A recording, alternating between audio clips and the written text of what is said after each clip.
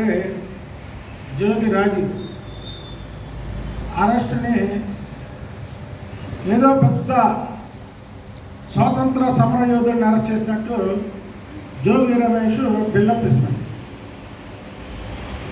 Jogi Ramesh CID స్వాధీనంలో ఉన్నటువంటి అగ్రిగోల్డ్ ఆస్తుల్ని కొనచ్చా, నువ్వు మంత్రి చేసావు కాబట్టి, నువ్వు 2 సార్లు ఎమ్మెల్యేగా చేసావు కాబట్టి సిఐడి జప్తు చేసినటువంటి అగ్రిగోల్డ్ ఆస్తిని నువ్వు ఎలా కొన్నావు?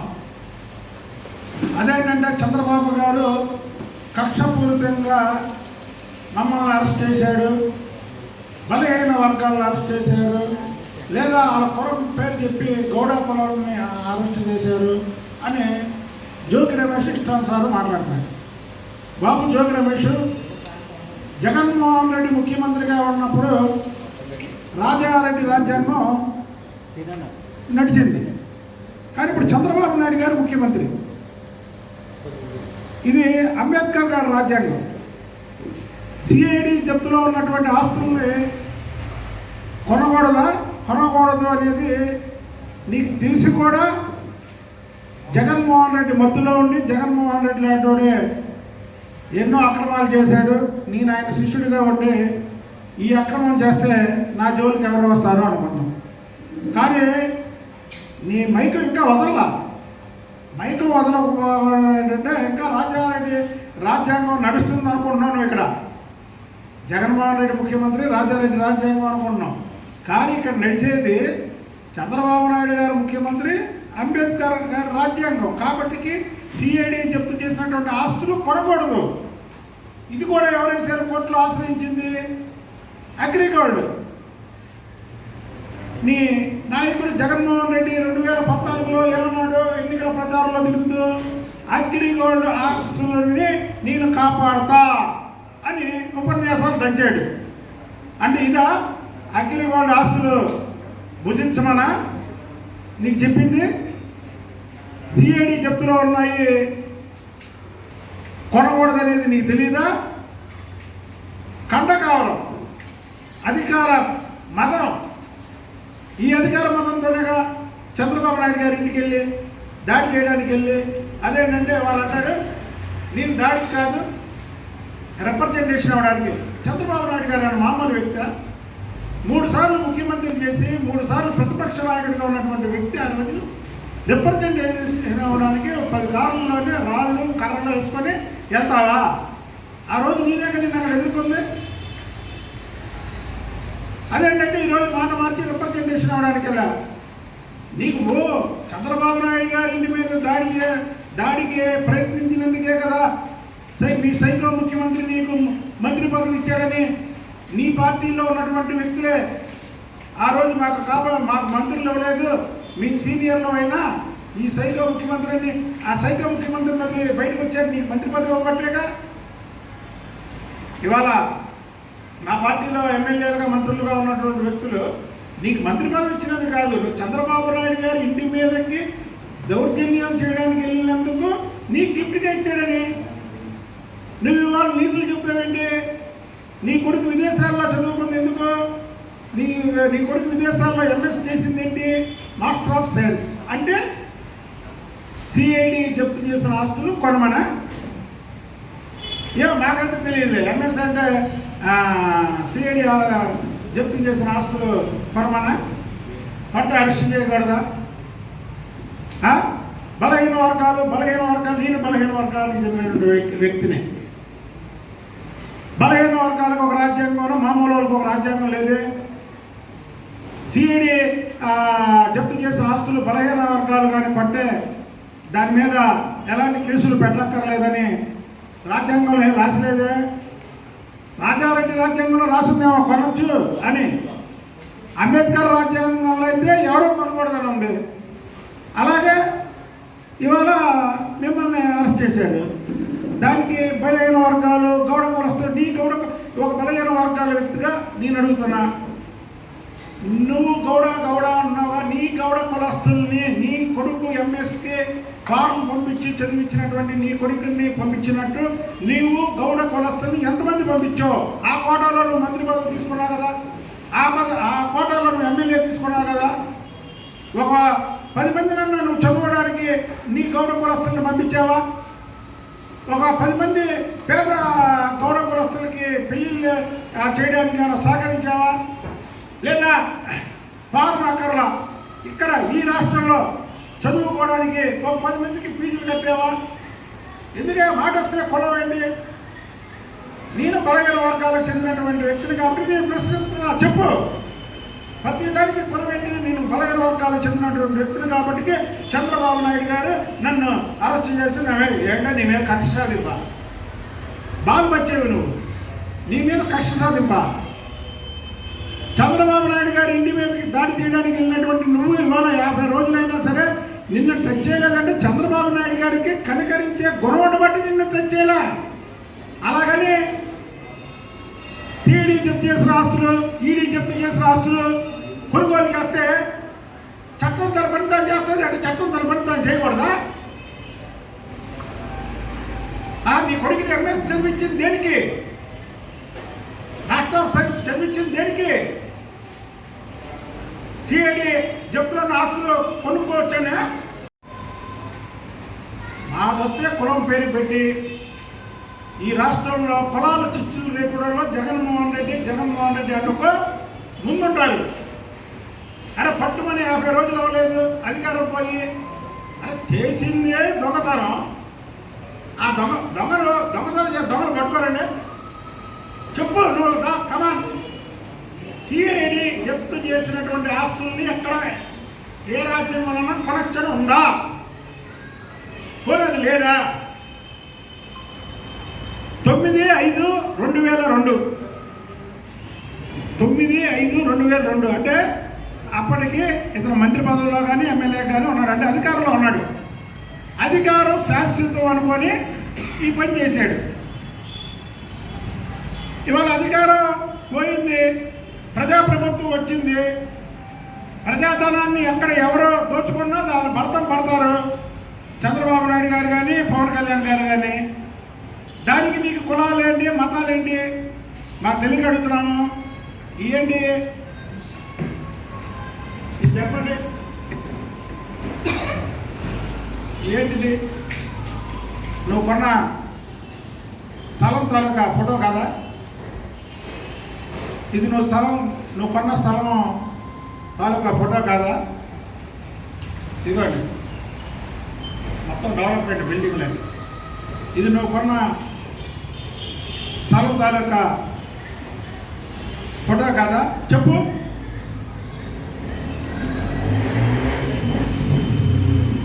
మాట వస్తే బీసీలు, మేము బీసీలు చెప్పు. బీసీ అడుగుతున్నాడు నిన్ను, ఒక బలహీన వర్గాలకు చెందినటువంటి వ్యక్తి అడుగుతున్నాడు. మనకొక రాజ్యాంగం, వేరే రాజ్యాంగం ఉందంటే నేను కూడా సిఐడి ఈడీ జప్తు చేసిన ఆస్తులు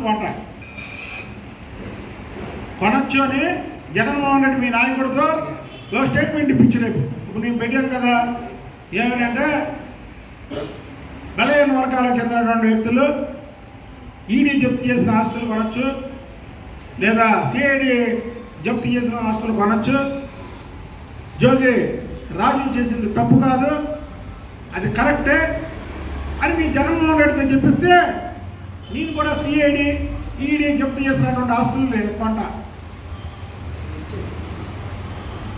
నోటికి వచ్చినట్టు మాట్లాడడం అనేది కరెక్ట్ అయిన పద్ధతి కాదు.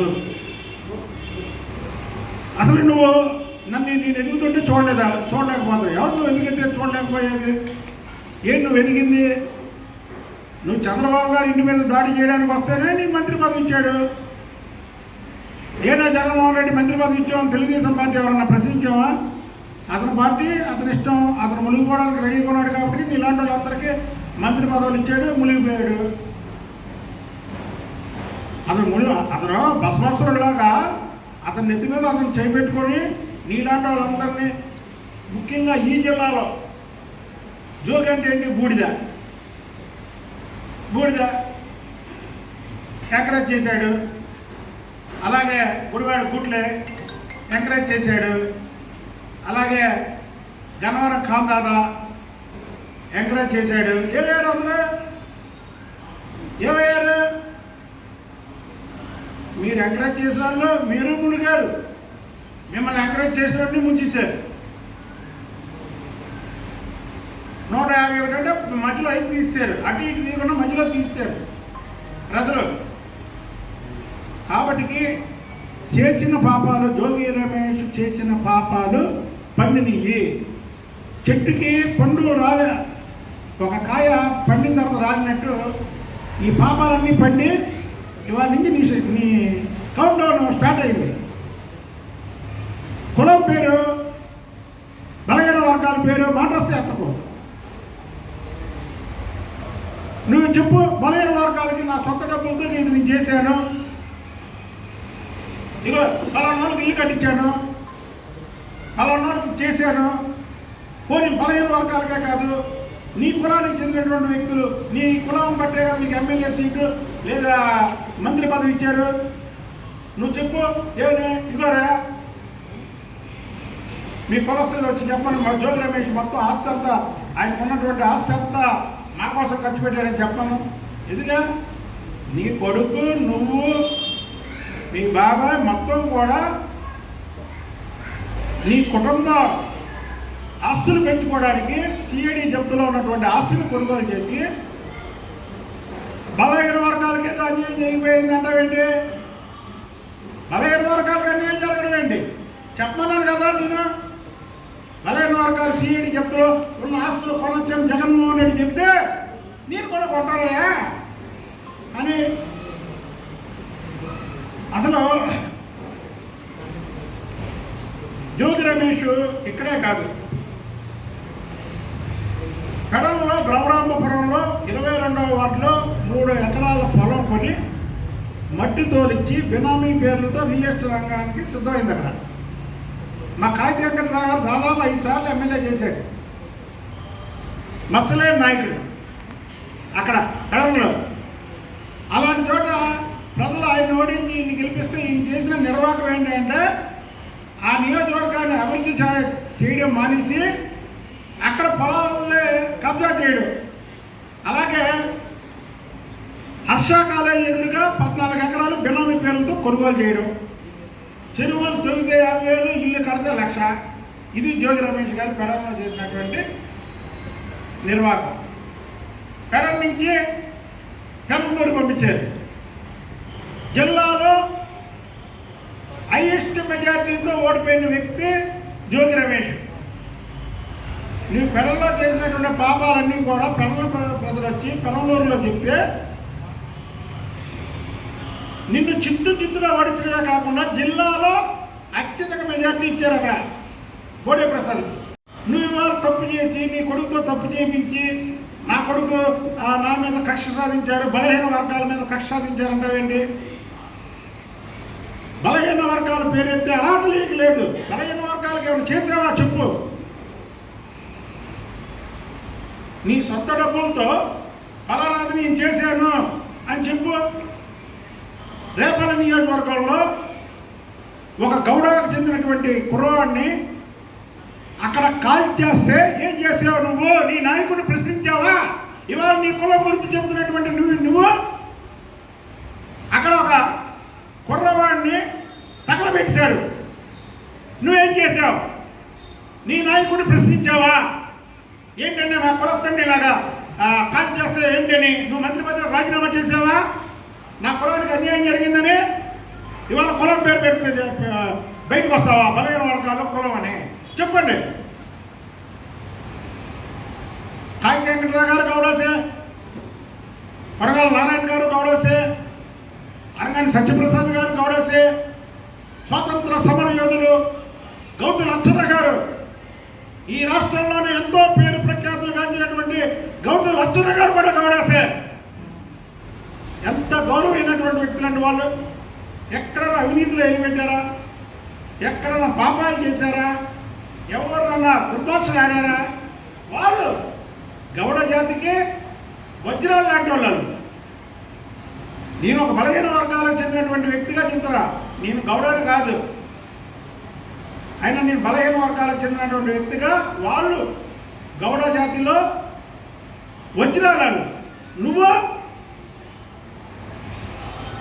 నువ్వు బలహీన వర్గాలని చెప్పుకోవడానికి కూడా నువ్వు సిగ్గే, ఎందుకంటే నువ్వు చేసిన పని అలాంటిది.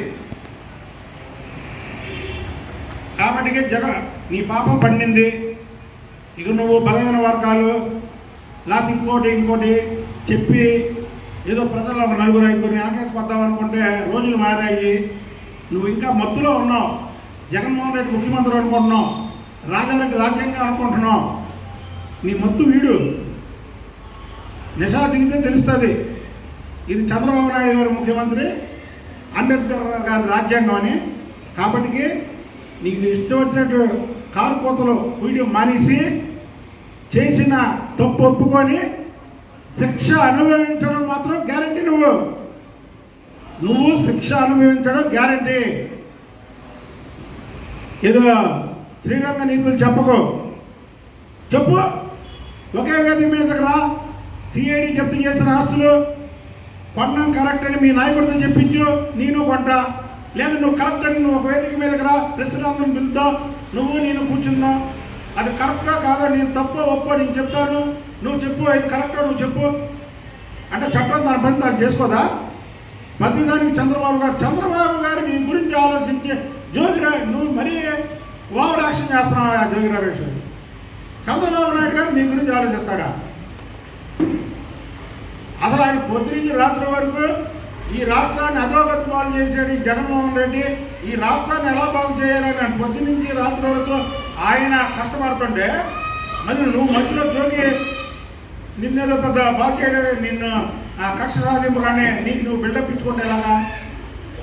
అసలు ఈ జగన్మోహన్ రెడ్డి పార్టీలోనే బిల్డప్ ఇచ్చుకునే వాళ్ళు ఎక్కువ, విషయం తక్కువ. చూసాక మన అధికారం ఉన్నప్పుడు ఈ జిల్లాలోనే ఎంతమంది బిల్డప్లు ఇచ్చారు, అధికారం బాగానే ఏమైపోయారో తెలుసు కదా. కాబట్టి నోరు మూసుకొని చేసిన తప్పు ఒప్పుకొని శిక్ష అనుభవించి బయటికి వస్తే మంచిది. ఇలాంటి కారుకూతు లేకపోతే ఇంకా నీ మీద ఏవేవైతే ఉన్నాయో, ఏ అవినీతి అయితే ఉన్నాయో, ఎక్కడైతే కబ్జాలు చేసావో ఆ కబ్జాలన్నీ కూడా ప్రజల ముందు పెడతాము. ఇలాంటి వ్యక్తులు రాజకీయ జీవితంలో పనికిరాలని తెలుస్తామని తెలియజేస్తాం.